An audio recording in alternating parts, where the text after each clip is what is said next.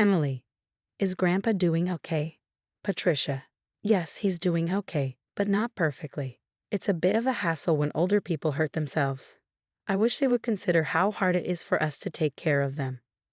Patricia, that's not a very nice thing to say. It's alright he's not doing too well anyway. I'm not good at dealing with the needs of older people, but you're used to it, so you'll manage. The other day, my husband's grandpa, Michael, fell in the garden and hurt his leg. It's not too bad, but he's already 82 years old. Because of his age, we're making sure he stays in bed to avoid making it worse. My mother-in-law won't even go near him, let alone help take care of him. I'm Emily, 30 years old. I got married 3 years ago and live with my husband Daniel's family. My husband used to be my boss at the company where I worked, a company started by his grandpa. When I first joined 8 years ago, my father-in-law was already in charge and my grandpa-in-law was the chairman. But back then, the grandpa still handled all the big tasks and jobs in the company. 2 years ago, when Grandpa turned 80, he stayed as chairman but gave most of his public duties to my father-in-law. Michael, you've put in a lot of work over the years. Let Christopher handle the company stuff now and take it easy, my mother-in-law said with a smile.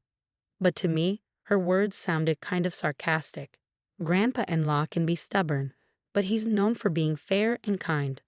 On the other hand, my father-in-law seems a bit immature. He doesn't speak his mind clearly and isn't as reliable as Grandpa.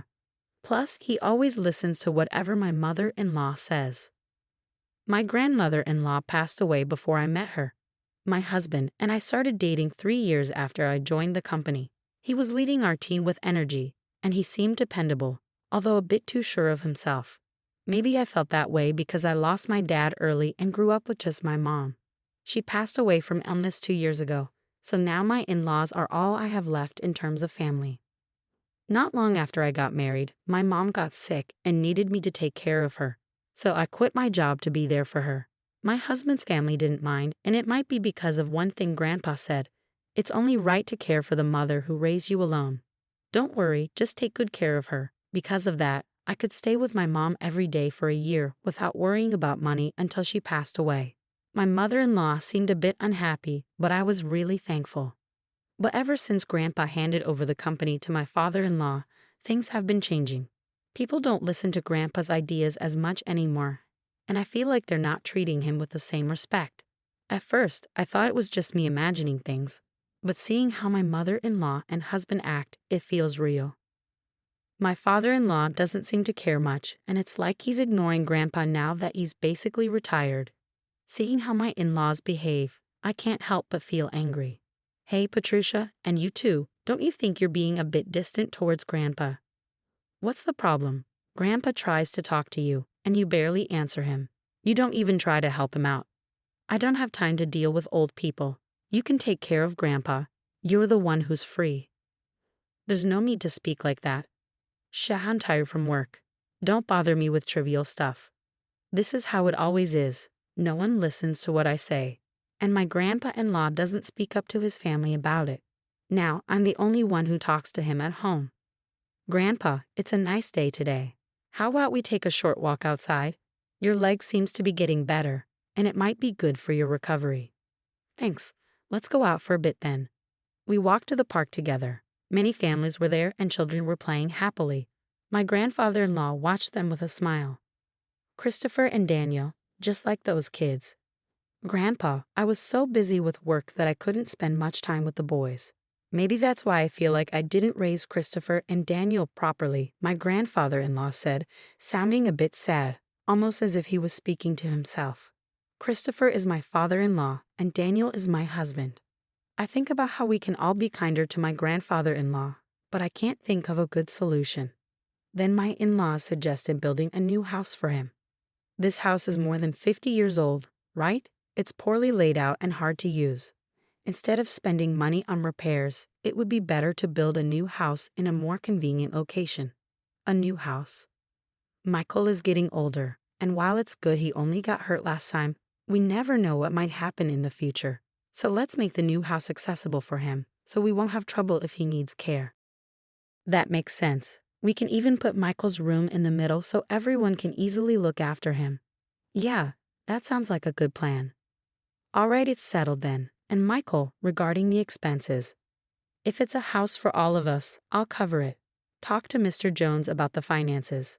Classic Michael, thank you. We really appreciate it, my mother-in-law said with a happy smile. It seems like they only praise him when they need money. But if everyone takes care of my grandfather-in-law after we move to the new house, I thought there couldn't be anything better. Mr. Jones is the company's legal advisor and also manages my grandfather-in-law's personal finances. My grandfather-in-law likes his honesty and has kept him around for almost 30 years. He's 58 now and the person my grandfather-in-law trusts the most. I've met him a few times and he seems really trustworthy. He's always concerned about my grandfather-in-law's health, and sometimes I feel like he cares for him more like a son than his real sons do. Knowing there are people like him around my grandfather-in-law gives me some comfort. I didn't know exactly what kind of house they were building or where it was going to be, but my mother-in-law seemed really happy, and the three of them were looking at interior design magazines and discussing things, so it seemed like everything was going well. Then something unexpected happened.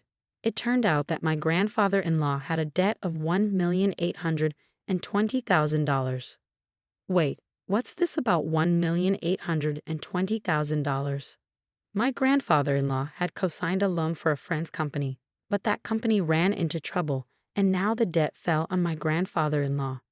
Wait, they're not going to take the house, right? It's still under construction. Since the contract is already done, and like Patricia said, it's in the president's name, so it's okay, my mother-in-law said with relief. Oh, thank goodness. I'm glad things turned out the way I suggested. Hearing that conversation, I realized for the first time that the house was in my father-in-law's name. Even though my grandfather-in-law had paid for it, it seemed like something my mother-in-law would do. I also wondered why they didn't consider giving up the house to help pay off the debt. Hey, this debt is Michael's responsibility, not ours or the company's, right? Well, it was signed under Michael's name. Oh, okay then, no problem. I couldn't see any good in the situation. But since my grandfather-in-law didn't say anything during that conversation, I didn't say anything either. After all, it's not an amount of money I could handle. Then, a few days later, my grandfather-in-law's behavior started to change slowly. Grandpa, what do you want for lunch? Who are you calling Grandpa? I'm only 50. You have no right to call me that. Huh. Sorry, Emily, right? I was lost in thought. At first, I thought he was just lost in his thoughts. But when it kept happening, I started to feel worried. Patricia, where's my food? What are you doing? Grandpa, I'm Emily. Patricia is your daughter-in-law. You already ate your meal. I didn't eat. Are you trying to starve me? I started to wonder if my grandfather-in-law's behavior change was triggered by the huge debt, and maybe the fact that none of his family members were trying to help him made it even harder for him. What could I do to help him? I tried to take him to the hospital, but he refused to go. Perhaps he didn't want to admit that he might have dementia. I didn't want to push him, but I felt powerless on my own. I talked to my husband about it, but he just said it wasn't his problem. I couldn't rely on my mother-in-law either, so I thought my father-in-law was my only option. Yeah, Patricia told me, Daniel. They suspect it might be dementia. Could you come to the hospital with us? But it's not that serious yet, right? If we go to the hospital, others will find out about my dad having dementia. There are medications now that can help slow down the progression. While there's no need to be in a hurry, let's observe him a bit longer. Since Emily is here, everything will be fine, won't it? I couldn't shake the feeling of how unreliable these people were. I couldn't rely on them. Grandpa, let's go to the hospital. Let's get you checked out properly. Who are you? Where do you think you're taking me? You're plotting something. I almost cried, seeing how my once gentle grandfather-in-law had become so stubborn.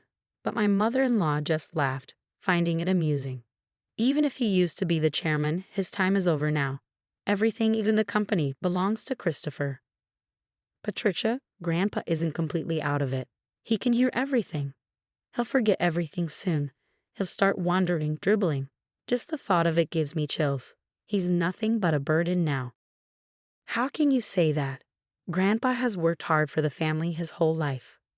My mother-in-law's words made me both angry and sad, but my grandfather-in-law simply smiled. See, this old man doesn't understand anything, Patricia, she said with a laugh. I was furious at my mother-in-law's callousness, But I held on to hope. Once we moved into the new house that Grandpa had helped build, maybe things would change. Maybe the family would show him gratitude and kindness. I couldn't completely let go of that faint hope. 2 months later, the house was finally finished. For days, I had been packing my in-laws' and husband's belongings while mine and my father-in-law's things remained mostly untouched.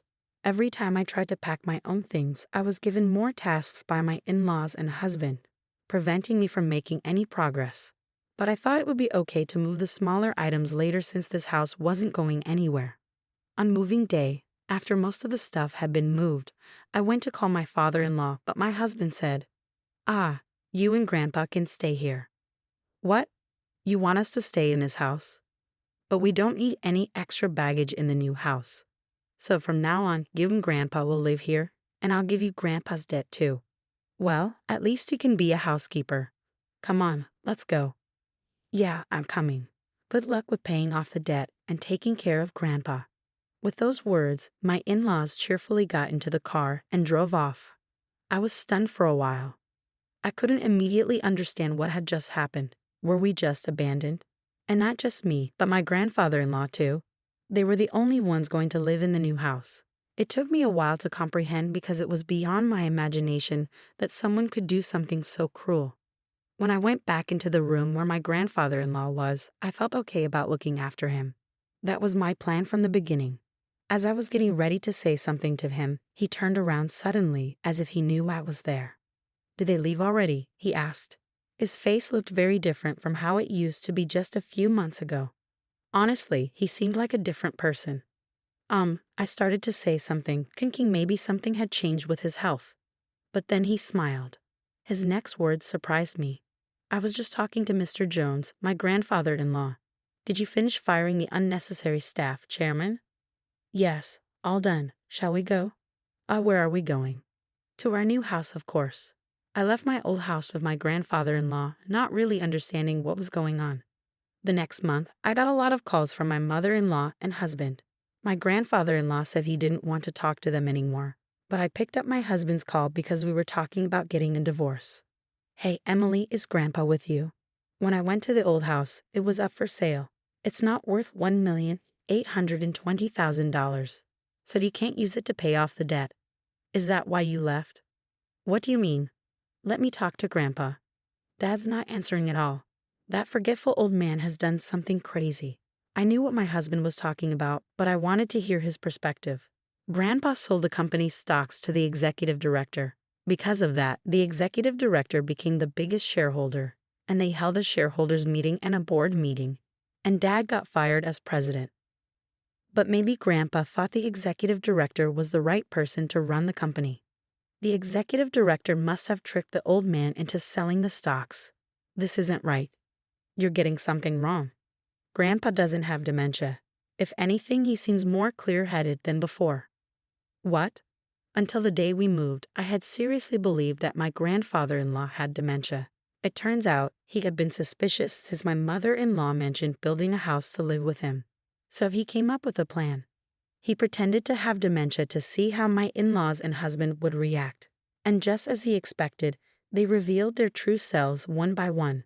In the end, they abandoned my grandfather-in-law and me. I struggled to hold back my laughter because everything unfolded exactly as I predicted. My grandfather-in-law said, I was surprised, relieved, and a bit conflicted. "To trick your enemy, you must first trick your allies," he chuckled. It seemed he had been getting updates on the company from the executive director and Mr. Jones. With my grandfather-in-law out of the picture, my father-in-law and husband did whatever they wanted, ignoring the opinions of the employees and using the company's funds for their own enjoyment.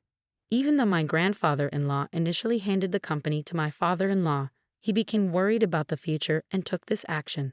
Ultimately, he decided he couldn't trust his son and left the company in the hands of the executive director. "What about the $1,820,000 debt?" my husband asked. "That's taken care of," I replied. It turned out my grandfather-in-law had guaranteed a loan for a friend's dad, but he had personal assets that covered it and more.